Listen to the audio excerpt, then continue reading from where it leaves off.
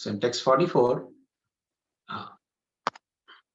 the Sutta Goswami actually says here, Sutta Uvacha Prathayetam Kalapadai. Okay. Prathayetam Kalapadai Parinuta Khilodayam Mandan Jahasa Vaikuntho Mohayan Ivamayaya. Sutta Goswami said, the Lord, thus hearing the prayers of Kunti Devi, composed in choice words for his glorification, mildly smiled. That smile was enchanting as his mystic power. That smile was as enchanting as his mystic power. Okay.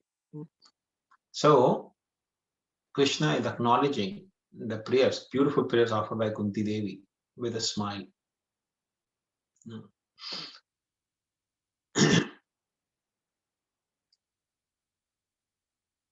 Actually, in the material world, if any living entity,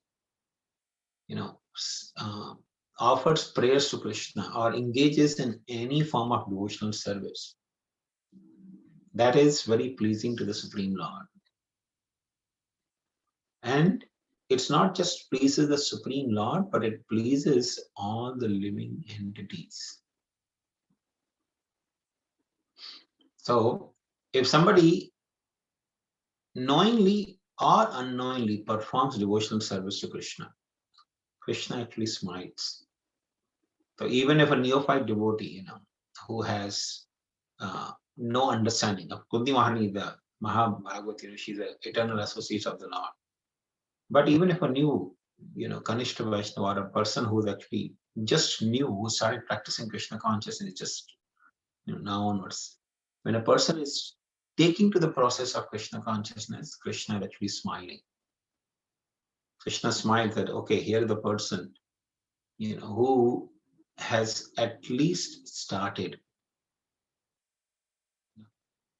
He has started some process of devotional service. So Krishna actually smiles with the devotee. So even little endeavor in Krishna consciousness pleases Krishna very much.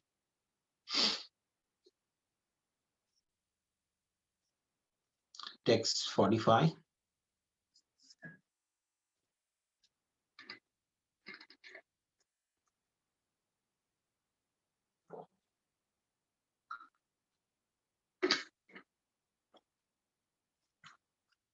Tambaramiti upamantriya pravishya gajasvayam sriya swaput yasam premna ragya nivarita. Thus accepting the prayers of Srimati Kunti Devi, the Lord subsequently informed other ladies of his departure by entering the palace of Hastinapur. But upon preparing to leave, he was stopped by King Yudhishthira, who implored him lovingly. So this is actually beautiful, or say, loving dealing between the Supreme Lord and his devotees. So Krishna is about to leave. After accepting Kunti Mahani's prayers, he's about to leave, and he's about to leave. Yudhishthira Maharaj, who also had great love for Krishna, says Premna Raja Ragya Nivarita. Premna. So the word Premna is very significant. Yudhishthira Maharaj approached Krishna out of great love and insisted the Lord, but Lord, please stay for some more time. So when in Yudhishthira Maharaj, he approached the Lord in this way, with great love and affection, asking him to stay for some more time. What happens? Text 46 says, Vyasader Ishware Gyam Krishnena Adbhuta Karmana Prabodhito Priti Haser Nabudhepta Shacharpita. King Yudhishthira, who was much aggrieved, could not be convinced despite instructions of great sages headed by Vyas and Lord Krishna himself, the performer of superhuman feats, and despite all historical evidences. So now here begins another chapter, of or another wonderful pastime. Yudhishthira Maharaj, after the battlefield of Kurukshetra, was considering himself to be responsible for all the massacre or killing of all the soldiers on both the sides. He was thinking he is the one who is responsible for that.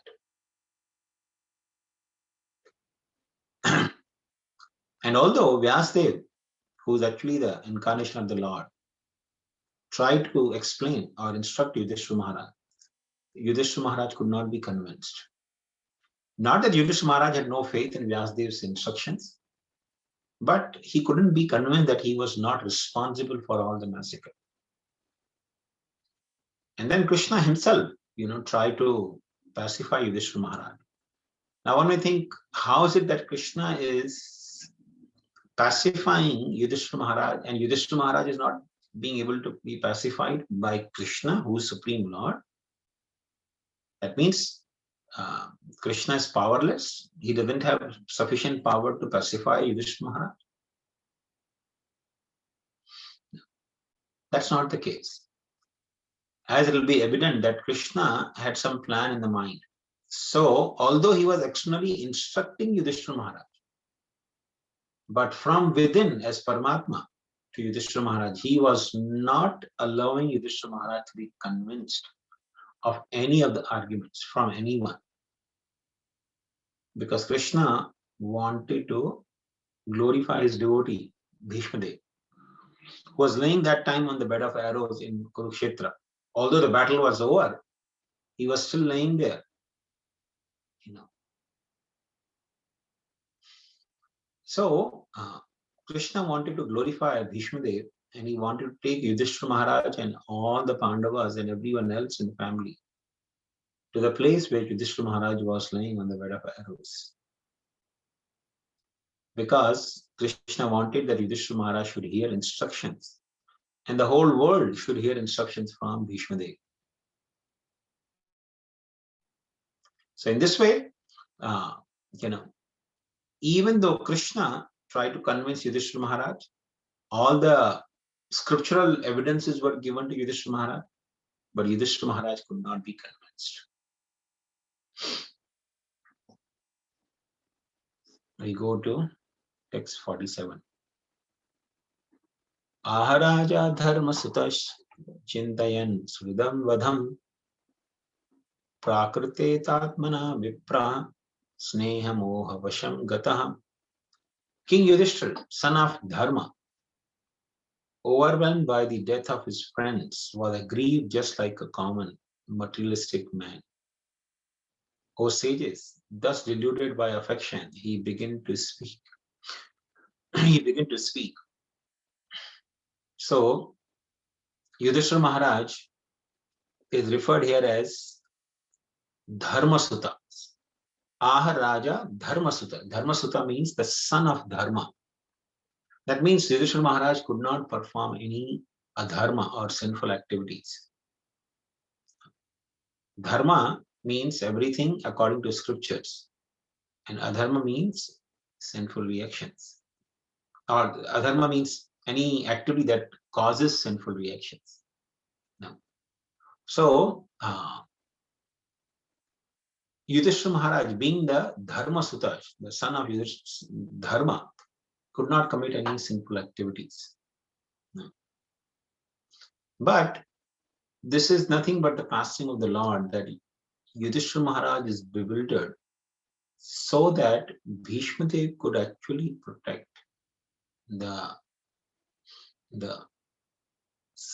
so that Bhishmadev could actually instruct the Yudhishthira Maharaj and protect him from bewilderment. Although Krishna couldn't convince, although the great sage Vyasdev and so many other sages like Kripacharya, the family priest, was there, and so many other Brahmanas were there, and the great sages were there. None of them they could convince Yudhishthira Maharaj. So Yudhishthira Maharaj, being aggrieved like a common materialistic person, is nothing but the plan of Lord Krishna. It is the pastime of the Supreme Lord.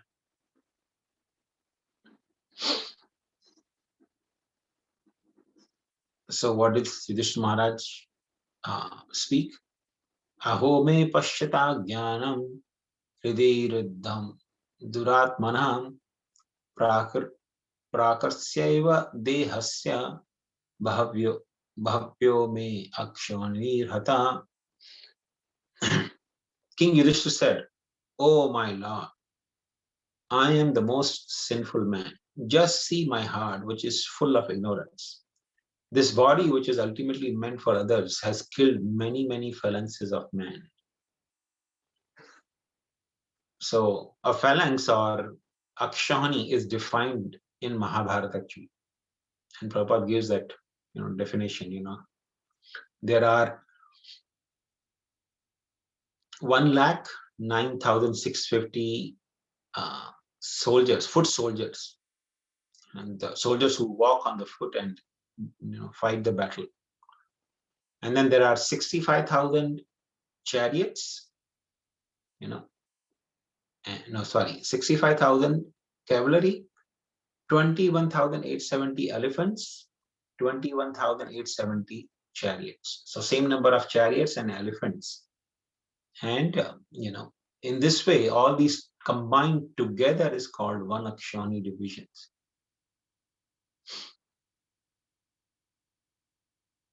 Sorry. So in this way, Yudhishthira Maharaj is actually referring that I have killed.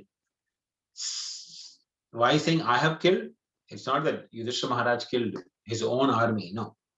But his own army was also killed to make him the king. So Yudhishthira Maharaj is, considering this way that yes, enemies parties were killed by, Pandavas. So therefore, Yudhishthira Maharaj, being the eldest of Pandavas and being responsible for the entire warfare, was taking the full responsibility of that whole massacre, all the killing of the soldiers on his side. But he's, other side. But he's also taking responsibility of soldiers who were killed and they were fighting on his own side. But they also died because they fought in order to make Yudhishthira Maharaj as the king of Hastinapur.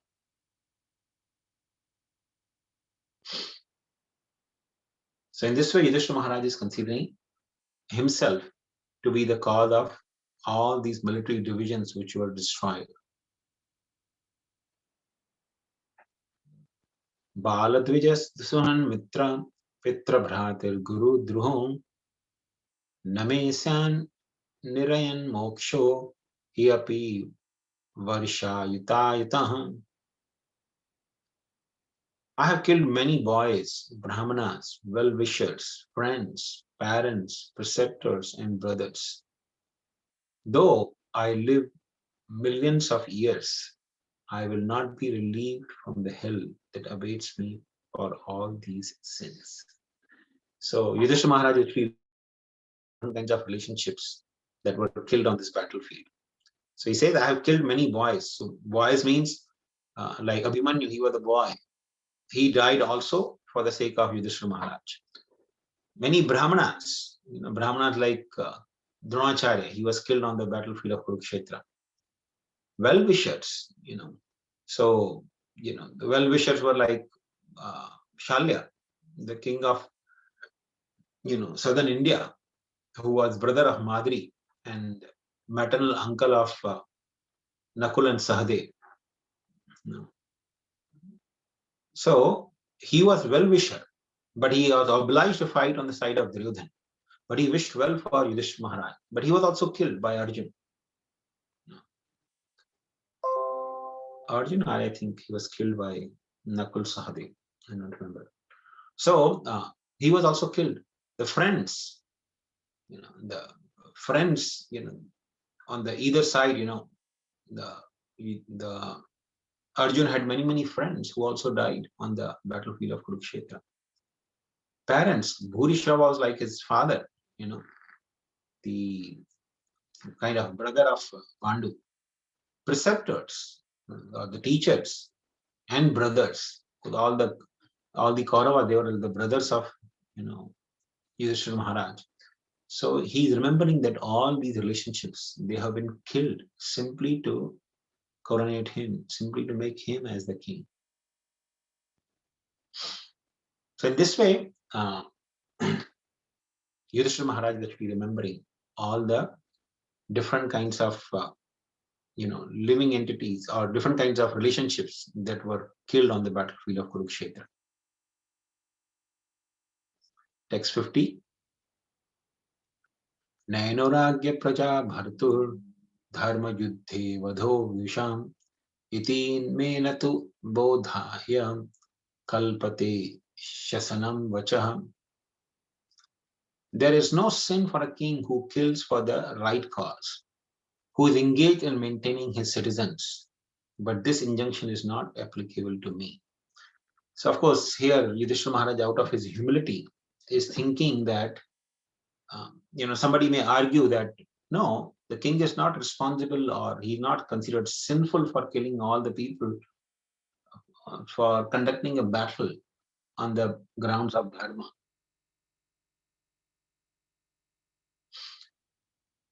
But Yudhishthira Maharaj is saying this injunction is not applicable for me. This battle was not conducted to establish the principles of dharma. Actually, this battlefield of Kurukshetra was conducted under the guidance of Krishna to establish dharma. But Yudhishthira Maharaj, out of humility, out of his meekness, he's thinking that no, I was not actually the meant to be king. So Duryodhana was actually a good ruler. He was conducting the ruling affairs very nicely. If the king is an evil person or he's tormenting the praja, then some neighboring king may attack him, just to relieve the distress of people in the kingdom. And that king is actually glorified, but that was not the case because Duryodhana was not harming the citizens. He was especially inimical towards Pandavas, but to the citizens, he was actually all right. He ruled, properly.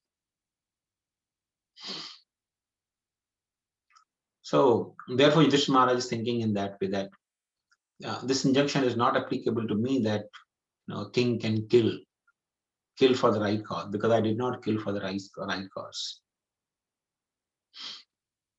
We go to the next verse, text 51. Srinam madhata bandhunam droho yosa ihotitham karmabhir grahamedheyer naham kalpo vyapohitam. I have killed many friends of women, and I have thus caused enmity to such an extent that it is not possible to undo it by material welfare work.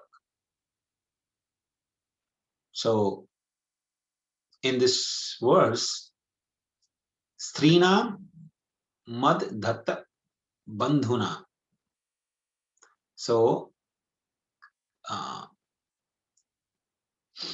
here Yudhishthira Maharaj is referring to all the soldiers who were killed on the battlefield of Kurukshetra as relatives of women. Because all the men who died, they were related to many women. Like every soldier would be have one wife, one or maybe many wives. So all those wives become inimical towards the person who killed their husband. The mother of the soldier and daughter of the soldier. So in this way, many women, they are aggrieved just because Yudhishthira Maharaj was to be installed as the king. Therefore, so many soldiers died who were related to the woman. And if relatives of women are dead, then of course women become without protection, and that causes Varna Sankara. But also the woman hold the grudge in many cases against the person. Like, from Ramayana we understand the Surpanka. Surpanka was the sister of Ravana. And Surpanka married one of the Asura from the lower regions of the universe. So Ravana, one time he was on the conquest to establish his victory over all the planetary systems. So Ravana went there and he first demanded the husband of Surpanka to submit to him. But he was also a powerful demon, so he refused. And then Ravana fought with him and killed him in the battlefield, without even consideration that he was the husband of Surpanka. So Surpanka was crying. She was chastising Ravana that, what did you do? Out of your false ego, you killed my husband.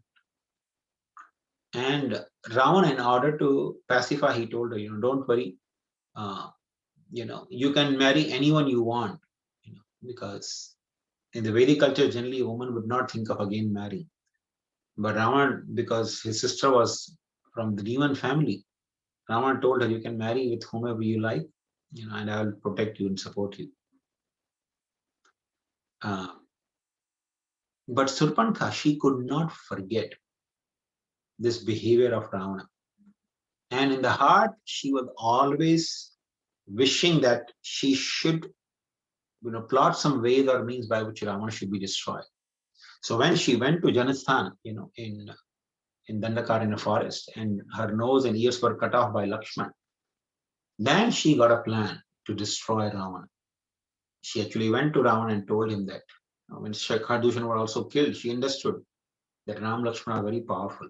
They will be able to kill Ravana. So she went to Ravana and made up a story that because Ravana asked her, why you went to Janasthan, what you were doing there. So she told that, I was just roaming there and I saw a beautiful woman. And she's such a beautiful woman. I have never seen such a woman anywhere in the creation. So I thought, I'll bring her, to you as a gift. And Ravana was so much attracted. Wow, my sister wanted to bring me a beautiful woman as a gift. So he got attracted. That's how he got attracted to Mother Sita. So Surpanka made sure that Ravana was actually destroyed. So because if the woman, her husband is killed, or the friends or the relatives of the woman are killed, the woman actually hold against the person who had caused that. Ordinarily, anyone probably will hold, but women especially, because they have the protection from the men. They are very much dependent on the men.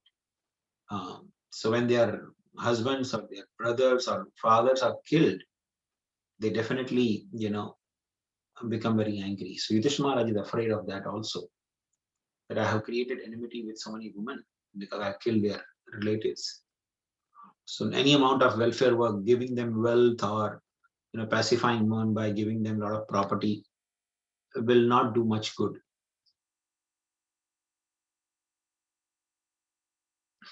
So we go to the last verse in this chapter.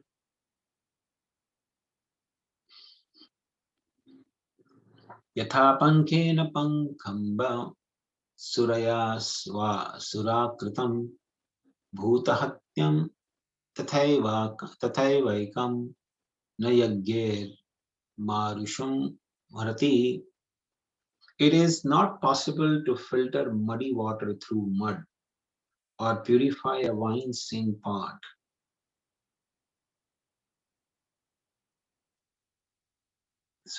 Or purify a wine-stained pot with wine. It is not possible to counteract the killing of men by sacrificing animals.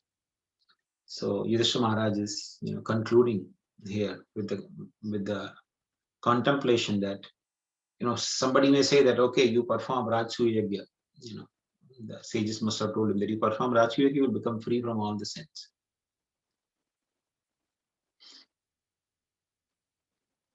And Yudhishthira Maharaj is giving argument here that it's not possible to wipe out the sins committed by killing the so many human beings simply by performing Rajasuya Yajna, where another animal is killed. So this is the sum and substance of this beautiful passage. We'll see next chapter. Actually, Yudhishthira Maharaj goes and hears instructions from Bhishmadev. So thank you very much. We'll stop here. If anyone has any questions, you may ask. Actually, I have to leave somewhere, so we'll skip the question answer today. Thank you very much.